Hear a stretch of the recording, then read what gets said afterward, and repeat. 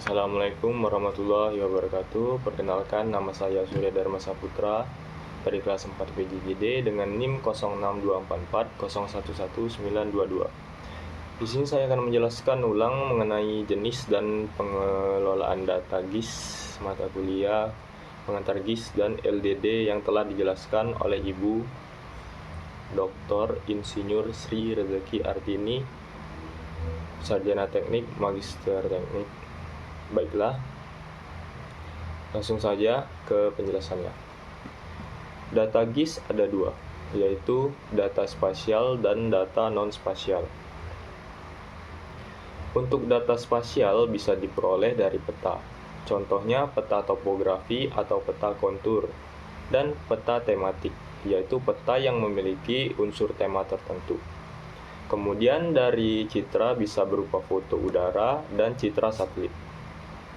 Kemudian dari data koordinat dengan melakukan pengukuran menggunakan GPS dan memperoleh koordinat 3 dimensi X, Y, dan Z atau lintang bujur dan H atau ketinggian. Kemudian menggunakan fotogrametri yaitu data elevation model berupa titik-titik koordinat. Kemudian data pengukuran terrestris atau melakukan pengukuran dengan menginjak objeknya dengan berada di wilayah yang akan diukur. Kemudian untuk data non-spasial adalah data yang menjelaskan data spasialnya. Contohnya nama gedung, alamat, nomor induk bidang.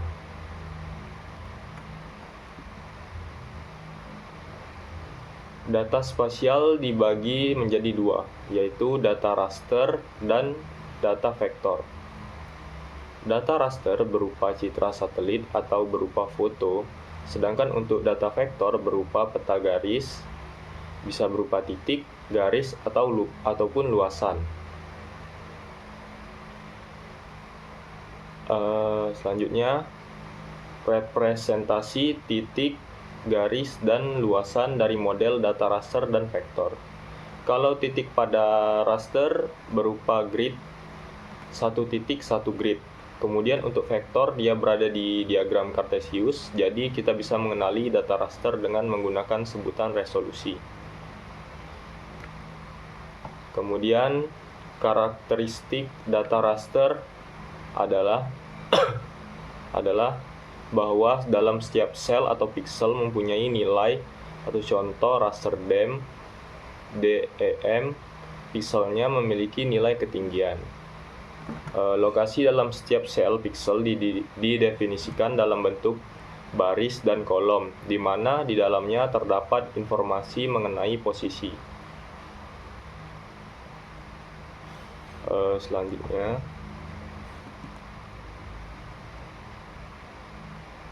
model data raster bisa digambarkan dari grid cell. Nah, yang hijau memanjang ini adalah data raster baris, dan yang warna oranye, merah, hijau tua, dan hijau muda ini adalah raster yang memiliki luasan.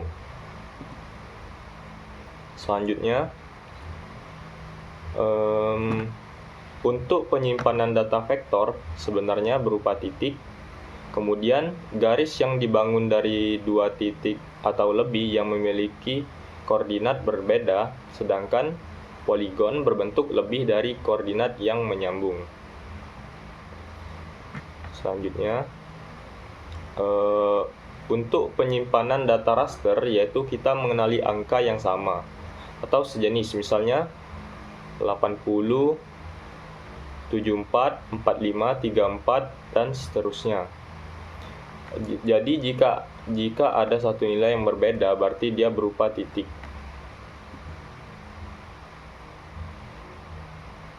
Ukuran sel atau pixel menentukan bagaimana kasar atau halusnya pola atau objek yang akan direpresentasikan. Semakin kecil ukuran sel atau pixel, maka akan semakin halus atau lebih detail. Akibatnya, data storage yang besar dan mempengaruhi kecepatan proses.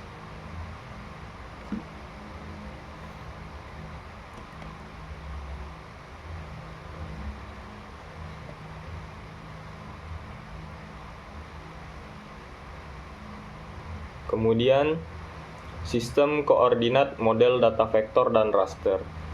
Jika ada gambar raster, cara memperoleh koordinat untuk vektornya adalah dengan melihat gambar raster dengan melihat di kiri bawah gambar rasternya. Selanjutnya, kelebihan model data vektor. Yang pertama, data berbasis vektor memerlukan tempat penyimpanan lebih sedikit di komputer. 2. Hubungan topologi dapat dilakukan dengan mudah. 3. Mempunyai resolusi spasial yang tinggi. 4. Representasi grafis data spasial dari model vektor sangat mirip dengan peta garis buatan tangan manusia. 5. Model data vektor memiliki batas-batas yang akurat, tegas, dan jelas. 6. Transformasi koordinat dan proyeksi pada data model vektor tidak sulit dilakukan. Selanjutnya, kelemahan model data vektor. Yang pertama, data berbasis vektor memiliki struktur data yang kompleks. Data berbasis vektor tidak mudah untuk dimanipulasi. Terus pengguna tidak mudah berkreasi untuk membuat program sendiri untuk memenuhi kebutuhan aplikasinya. Terus proses untuk mendapatkan data vektor harus melalui tahapan yang disebut proses digitalisasi.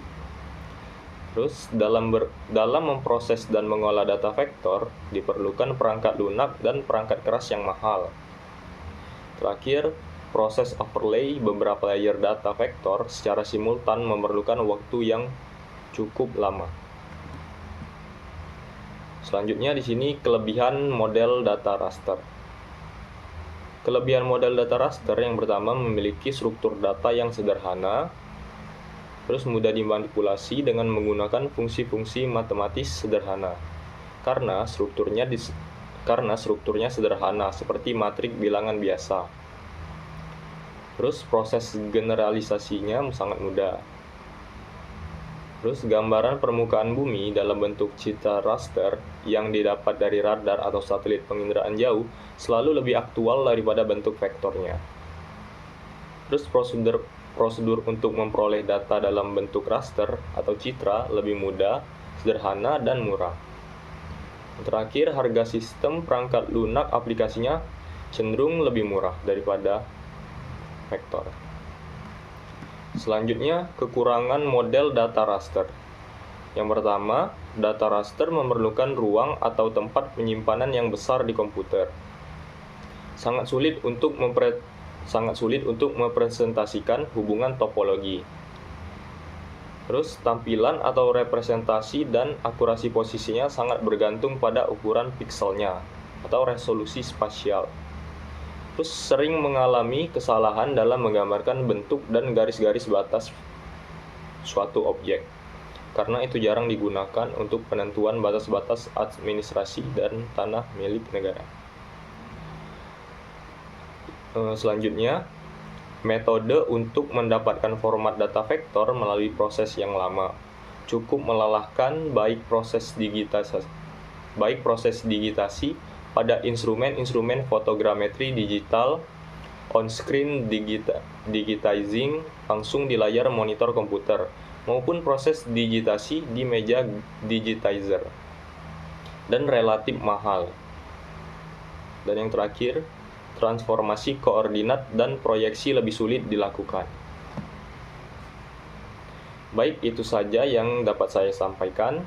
Mohon maaf jika ada kesalahan. Saya akhiri. Wassalamualaikum warahmatullahi wabarakatuh.